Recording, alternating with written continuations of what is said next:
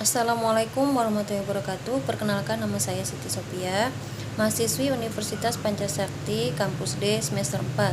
Saya di sini akan membawakan materi mata kuliah perencanaan pembelajaran yang diampu oleh dosen Bapak Sujana MPD untuk memenuhi tugas UTS di semester 4 ini, yang mana saya akan membawakan resume selama pembelajaran berlangsung.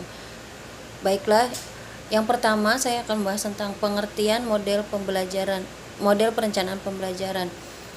Model perencanaan pembelajaran adalah kegiatan merumuskan tujuan apa yang akan dicapai oleh suatu kegiatan pengajaran, cara apa yang akan dipakai untuk menilai tujuan tersebut, materi, bahan apa yang akan disampaikan, bagaimana cara penyampaiannya, serta alat atau media apa yang diperlukan.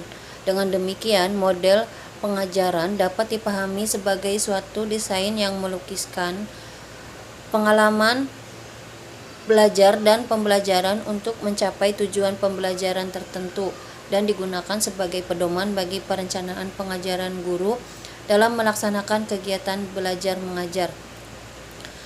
Adapun fungsi model pembelajaran adalah sebagai pedoman bagi perancang pengajaran dan para guru dalam melaksanakan pembelajaran.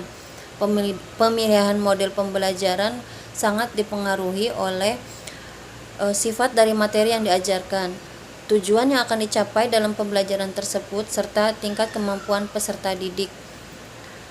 Adapun analisa beberapa model perencanaan pembelajaran, menurut Sujana 2001-92, untuk melaksanakan perencanaan pembelajaran pengajaran diperlukan model-model perencanaan yang sesuai dengan sistem pembelajaran. Dalam perencanaan pembelajaran dikenal 3 macam model perencanaan pembelajaran, yaitu model Dick-Carey, model 4D, dan model CAM. Yang pertama, model perencanaan pembelajaran model 4D. Model ini terdapat dari 4 tahap pengembangan, yaitu define, design, develop, dan disseminate atau diadaptasikan menjadi model 4P, yaitu pendefinisian, perancangan, pengembangan, dan penyebaran. Yang pertama, tahap pendefinisian atau define. Tujuan tahap ini adalah menetapkan dan mendefinisikan syarat-syarat pembelajaran. Dalam menentukan dan menetapkan syarat-syarat pembelajaran diawali dengan analisis tujuan, di batasan materi dikembangkan perangkatnya.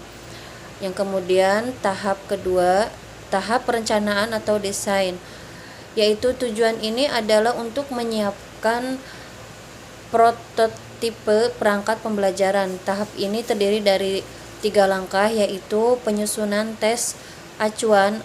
Patokan merupakan langkah awal yang menghubungkan antara tahap define dan tahap desain. Tes disusun berdasarkan hasil perumusan tujuan pembelajaran. Khusus tes ini merupakan suatu alat mengukur terjadinya perubahan tingkah laku pada diri siswa setelah kegiatan belajar mengajar. Kedua, pemilihan metode yang sesuai tujuan menyampaikan materi pelajaran. Selanjutnya yang ketiga, pemilihan format. Di dalam pemilihan format ini misalnya dilakukan dengan mengkaji format yang perangkat yang ada dan sudah dikembangkan di negara-negara yang lebih maju.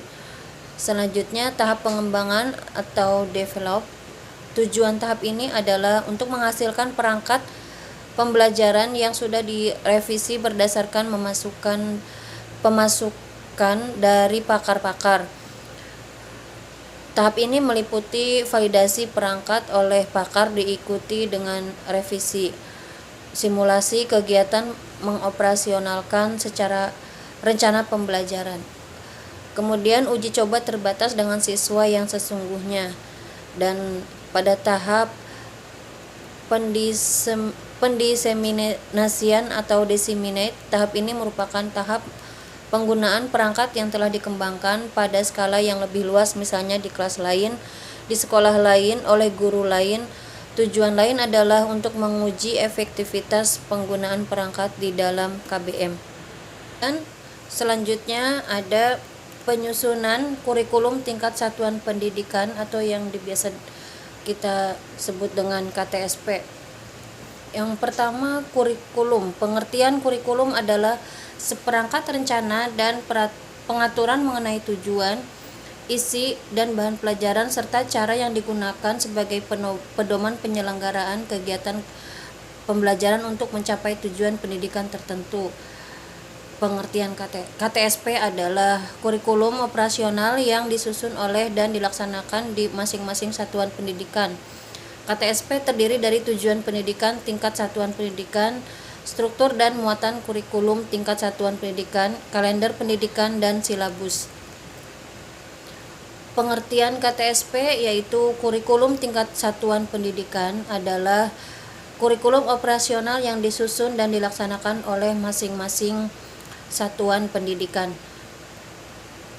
Prinsip-prinsip pengembangan kurikulum tingkat satuan pendidikan berpusat pada potensi perkembangan kebutuhan dan kepentingan peserta didik dan lingkungannya, beragam dan terpadu, tanggap terhadap perkembangan ilmu pengetahuan, teknologi, dan seni, relevan dengan kebutuhan kehidupan, menyeluruh dan berkesinambungan, belajar sepanjang hayat, serta seimbang antara kepentingan nasional dan kepentingan daerah. Acuan operasional penyusunan KTSP yang pertama, meningkatkan iman dan takwa serta akhlak mulia. Selanjutnya, meningkatkan potensi kecerdasan dan minat sesuai dengan tingkat perkembangan dan kemampuan peserta didik. Lalu, keragaman potensi dan karakteristik daerah dan lingkungan, tuntutan pembangunan daerah dan nasional, tuntutan dunia kerja, perkembangan ilmu pengetahuan, teknologi, dan seni, agama, dinamika, perkembangan global, persatuan nasional, dan nilai-nilai kebangsaan, lalu kondisi sosial budaya masyarakat setempat, serta kesetaraan gender dan karakteristik satuan pendidikan. Kalender pendidikan satuan pendidikan dasar dan menengah dapat menyusun kalender pendidikan disesuaikan dengan kebutuhan daerah, karakteristik sekolah, kebutuhan peserta didik, dan masyarakat dengan memperhatikan kalender pendidikan sebagaimana yang dimuat dalam standar isi. Baiklah, selanjutnya kita menuju ke materi berikutnya, yaitu rumpun model-model pembelajaran. Model yang terdapat dalam model pembelajaran pribadi dan sosial tersebut, guru diharapkan dapat mengembangkan model pembelajaran tersebut secara efektif. Model pembelajaran yang efektif memiliki terkaitan dengan tingkat pemahaman guru terhadap perkembangan kondisi siswa. Siswa di kelas dan harus memiliki pengetahuan yang sudah cukup berkenaan dengan konsep dan cara mengimplementasikan model. Model tersebut dalam proses pembelajaran seperti bagaimanapun pada model pembelajaran pribadi, yaitu model pembelajaran yang menekankan kepada proses pengembangan kepribadian individu siswa dengan memperhatikan kehidupan emosionalnya, dan pada model pembelajaran sosial yang menekankan kepada pendekatan pembelajaran peserta didik secara penuh atau studen pusat, sehingga peserta sebuah didik memperoleh pengalaman dalam menuju pendewasaan. Peserta didik juga dapat untuk kemandiriannya dari lingkungan kehidupannya.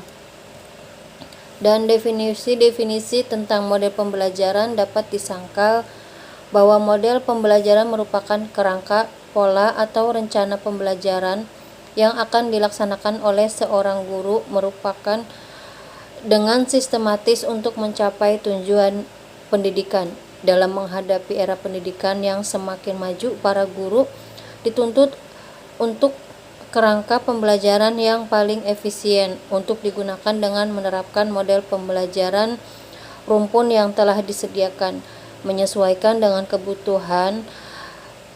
Keempat rumpun tersebut mempunyai berbagai model pembelajaran yang sesuai dengan situasi dan kondisi peserta didik.